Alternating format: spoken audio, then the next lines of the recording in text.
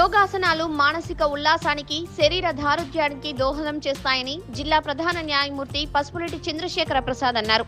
మహబూబాబాద్ జిల్లా కేంద్రంలోని కోర్టు ఆవరణ, జిల్లా పోలీస్ కార్యాలయం, గిరిజన భవన్లలో ప్రపంచ యోగా దినోత్సవ వేడుకలను నిర్వహించారు.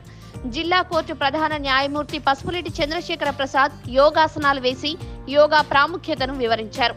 ఈ సందర్భంగా ఆయన మాట్లాడుతూ, ఆరోగ్యంగా ఉండాలంటే రోజు శరీరానికి తగినంత శ్రమ ఉండాలని, యోగాసనాల ద్వారా మన ఆరోగ్యాన్ని మనమే కాపాడుకోవచ్చన్నారు.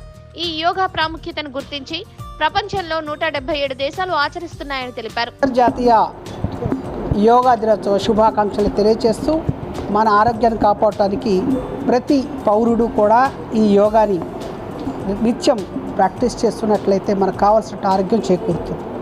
ఈ ఆరోగ్యాన్ని మనం మంచిగా ఉన్నప్పుడు మన కుటుంబం బాగుంటుంది. కుటుంబం బాగున్నప్పుడు మాత్రమే ఈ సొసైటీ బాగుండటానికి అవకాశం ఉంటుంది.